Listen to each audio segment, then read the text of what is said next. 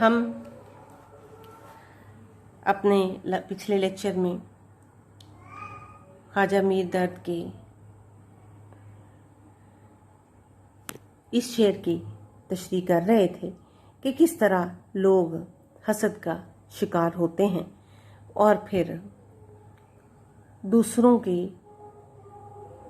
गिबत करके, दूसरों के किरदार कुशी करके समझते हैं कि हम अपने आप को समझते हैं कि हम किसी बुलंद मकाम और मर्तबे तक पहुंच गए।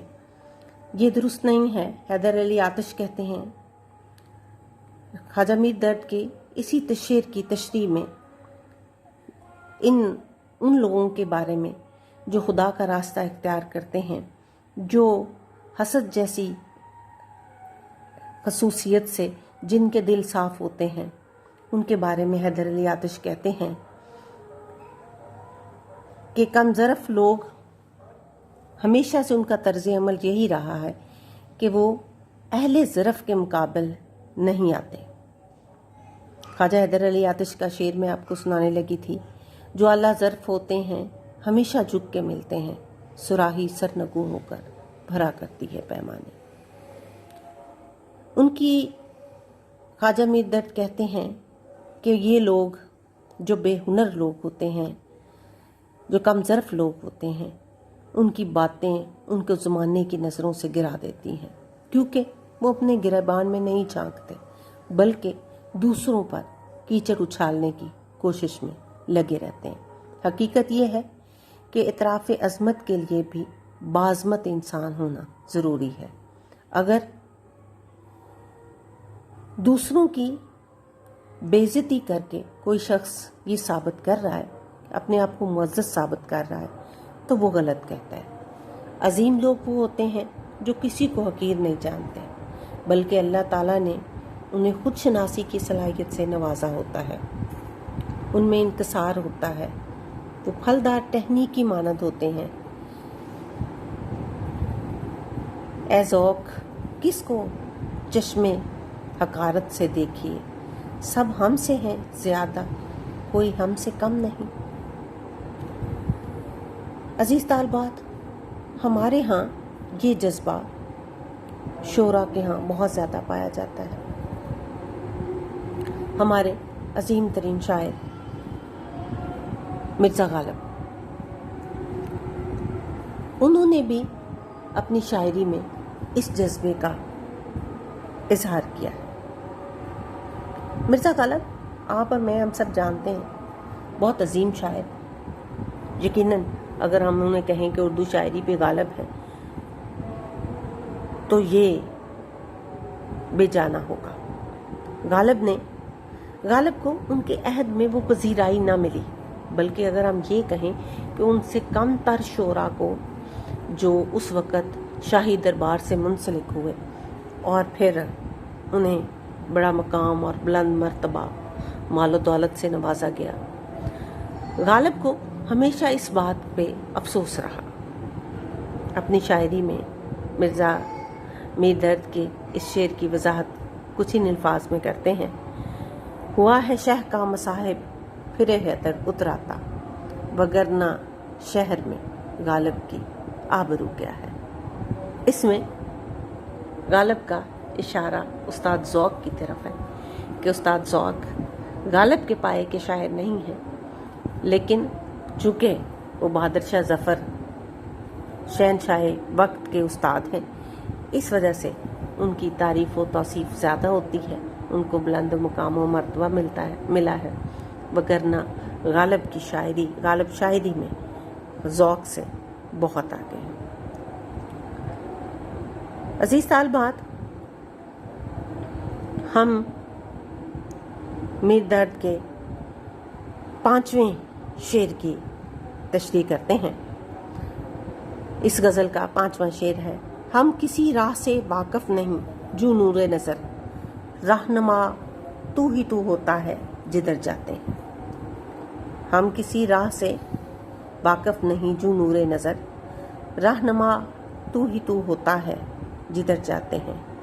जो नूरे नज़र نور نظر آنکھ کے نور کی طرح تو ہی تو، اس سے مراد اللہ تعالیٰ کی ذات ہے۔ خدا کی رہنما سے مراد اللہ تعالیٰ کی ذات ہے۔ خدا کی توفیق اور اس کی رہنمائی کے بغیر کائنات میں انسان کچھ نہیں کر سکتا۔ خواجہ میر درد نے اس شعر میں اللہ تعالیٰ کی رہنمائی کو آنکھ کے نور سے تشبیہ دی ہے۔ وہ کہتے ہیں کہ جس طرح آنکھ کا نور انسان کو راستے کی ٹھوکروں سے بچاتا ہے، اسی طرح اللہ تعالیٰ کی توفیق، اس کی محبت، اس کی ہدایت اور کرم ہمارے شامل حال رہے تو ہمیں دنیا میں کسی مشکل کا سامنا نہیں کرنا پڑتا۔ بے شک دنیا میں رہنمائی صرف اللہ کی ہے۔ عزیز طالبات، اللہ رب العزت نے بلا شبہ پورے قرآن مجید کو دیکھیں، پورے قرآن مجید کو پڑھیں، ایک ایک لفظ، ایک ایک آیت میں ہمیں اللہ رب العزت جو ہے سکھا رہے ہیں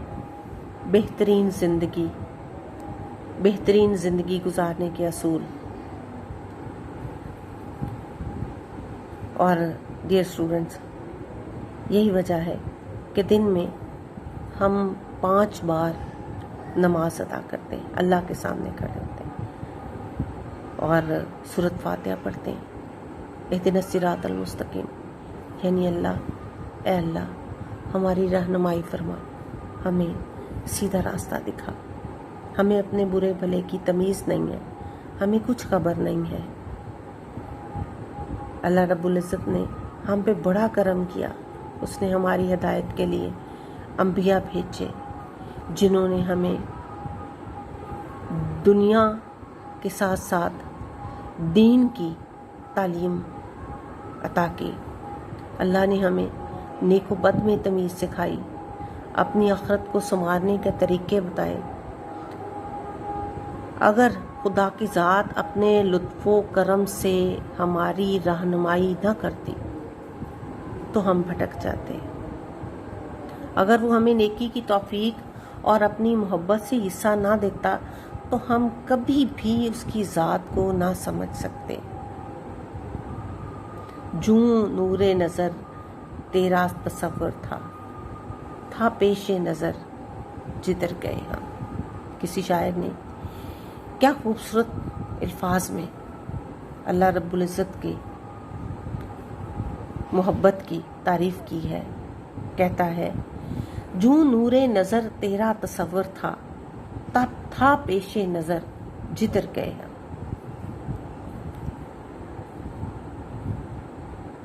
میر درد کہتے ہیں اے خدا، یہ تیرا احسان عظیم ہے کہ تو نے ہمیں صراط مستقیم کا شعور بخشا اور آنکھ کے نور کی طرح ہماری رہنمائی کی۔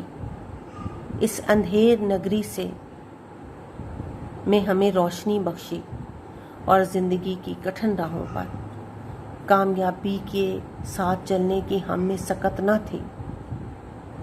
یہ صرف تیری ہی عطا کی ہوئی روشنی ہے کہ ہم زندگی کی مشکلات سے نبرد آسما ہے۔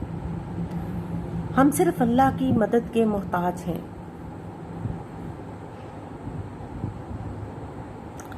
شعراء نے، مختلف شعراء کرام نے اللہ رب العزت کے ہم پہ بے شمار عطاؤں بڑی خوبصورت شاعری میں سمویا ہے۔ کسی شاعر نے کیا خوب کہا ہے، کب محیط غم میں ڈوبا جس کا تو حامی ہوا، ہر حباب اس کے لیے گویا سفینہ ہو گیا۔ سفینہ کشتی کو کہتے ہیں، حباب بلبلے کو کہتے ہیں، محیط غم کا دائرہ یا سمندر۔ گویا اللہ تعالیٰ جس کے ساتھ ہے وہ کبھی بھی اس غم کے سمندر میں نہیں ڈوبا، اس کے لیے تو سمندر کے بلبلے بھی کشتی بن جاتی ہیں۔ مختصر یہ کہ ہمیں زندگی عطا کرنے والے نے یہ پہلے دن ہی کہہ دیا تھا کہ زمین پر تمہاری رہنمائی کے لیے وہ اپنے انبیاء کو مختلف اوقات میں بھیجتا رہا، اور اس نے جتنے انبیاء بھیجے، جس میں ہمارے نبی کریم حضرت محمد مصطفیٰ صلی اللہ نبی آخر الزمان ہیں، جس میں اس نے ان تمام انبیاء کے ہمیں اللہ کا پیغام پہنچایا اور ہمیں اس کے اصولوں پر، اس کے بتائے ہوئے اصولوں کے مطابق زندگی گزارنے کا درس دیا۔ اگر ہم اللہ تعالیٰ کی رہنمائی کو چھوڑ دیں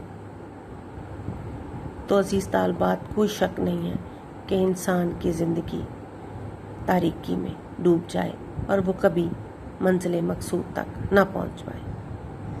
اور اگر ہم چاہتے ہیں کہ ہمیں دنیا اور آخرت میں کامیابی نصیب ہو تو پھر اس کا صرف ایک ہی حل ہے کہ اللہ رب العزت کی رہنمائی میں نبی پاک صلی اللہ علیہ وآلہ وسلم کی بتائے ہوئے اسوہ حسنہ کے مطابق زندگی کا سفر طے کیا جائے تو راستے کے پہاڑ بھی کنکر بن جائیں گے۔ فی امان اللہ۔ آج کا ہمارا لیکچر یہاں پر اختتام پذیر ہوتا ہے۔ انشاءاللہ کل ہم اس غزل کے آخری 2 اشعار کی تشریح کریں گے۔ جزاک اللہ۔ اللہ